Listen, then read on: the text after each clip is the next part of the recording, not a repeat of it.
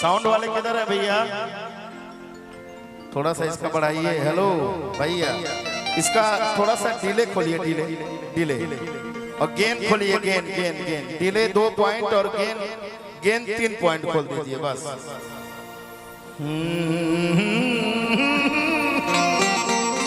खोलिए, स्लाइडर से बढ़ाइए वाइलो। हाँ रही ना रूप जब तोहरा गुमान का करबू,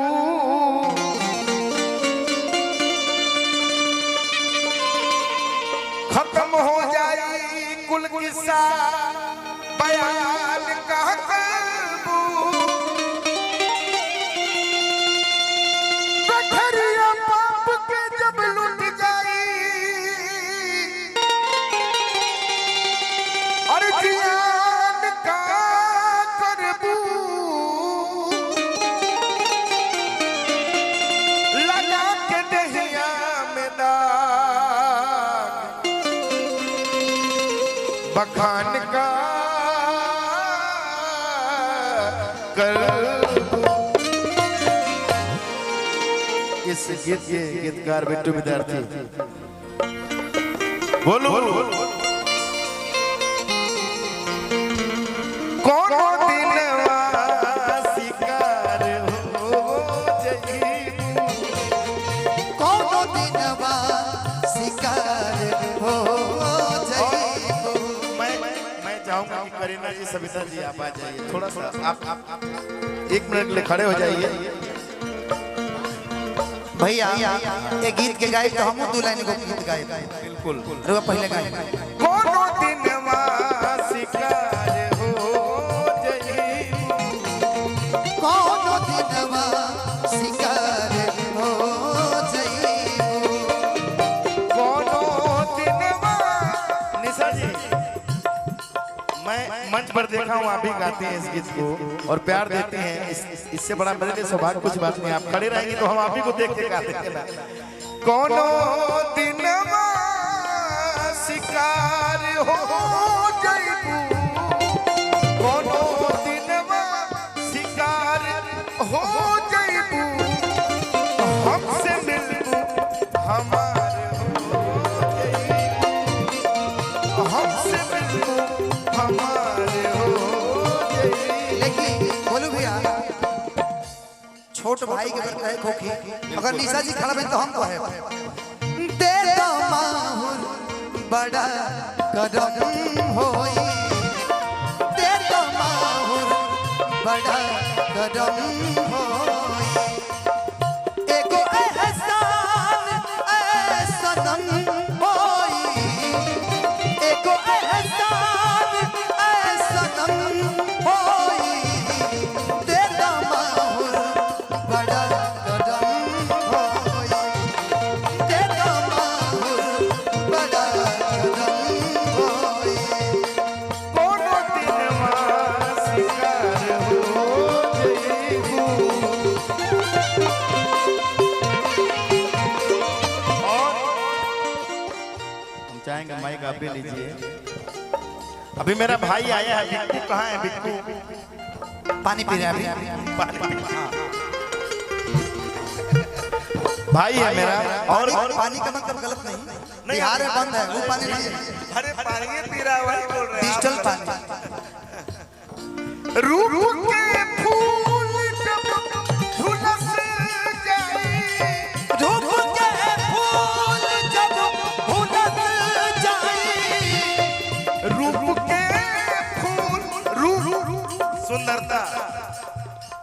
हमनी के तो 60-70 साल ले जी, लेकिन लड़का लोग का कहा हुई।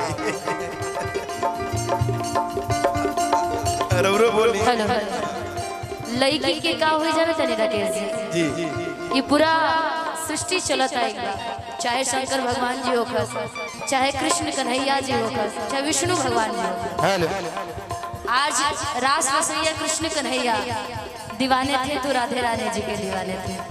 वैसे ये दुनिया के जितने भी मर्द हैं वो भी दीवाने अपनी पत्नियों की होते हैं। ये सुंदरता उन्हीं के लिए बनाया गया, ये कभी खत्म नहीं होगा। लेकिन लड़के इतना सुंदर होते हैं बिना मेकअप के। लड़कियां क्यों मेकअप करती हैं? अब भगवान, क्योंकि दोनों एक बराबर हो जाते तो सृष्टि नहीं चलती। जिसे धनंजय बिना मेकअप का इतना सुंदर, हालांकि उसका शादी हो गया, मेरा नहीं हुआ है। रूप के फूल जब झुलस जाए,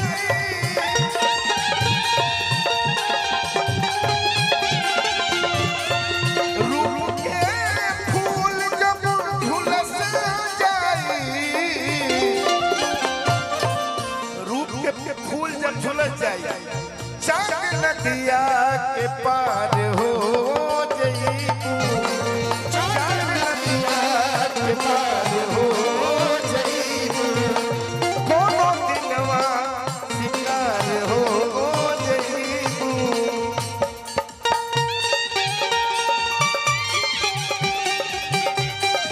क्या बात?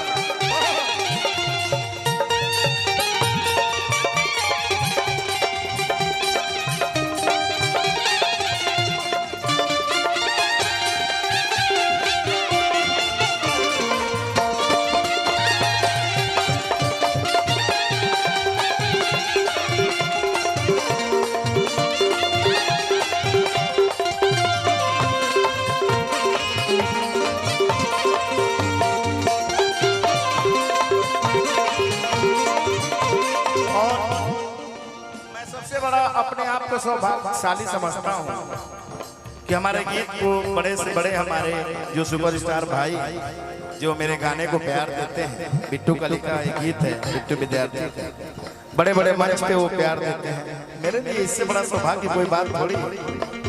इस नादान कलाकार को, एक छोटे से कलाकार को, जब से नैना लड़ल भैया हेलो बात आगे बढ़ल, जब से नैना लड़ल, नैना नैना लड़ल, नैना क्या बात?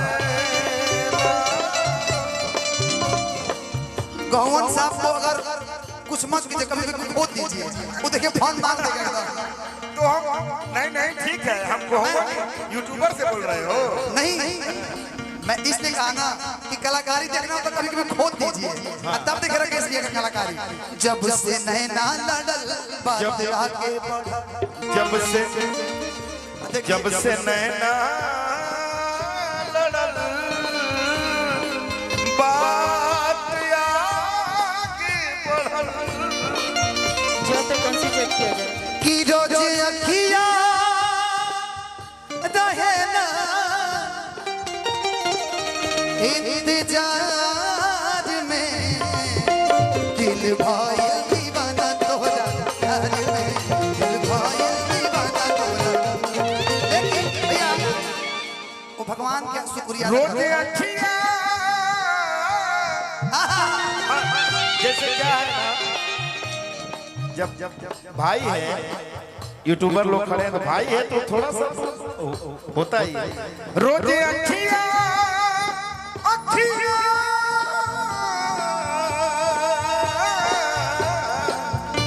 रोते अखियाँ रहने इंतजार में, दिल भाई दीवाना प्यार में, कोनो दिनवा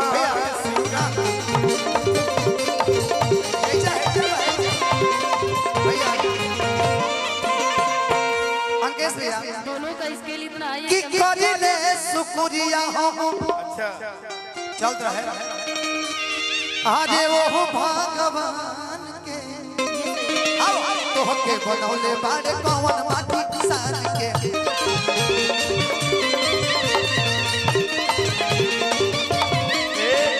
बोलू कि करिला शुक्रिया निशा ओह भगवान के, अब तुमके बनौले बाड़े कौन माटी सा, त रूप ऐसन बुझाला जैसे चेहरा ला जाला, रूप ऐसन बुझाला जैसे चंदा ला जाला रोज अखियां रहे इंतजार में दिल भाई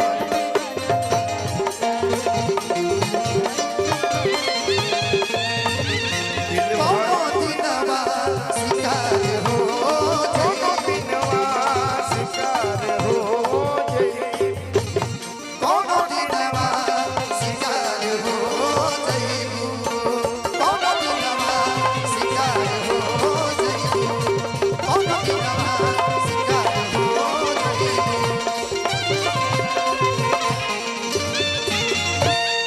और बहुत बहुत धन्यवाद निशा जी।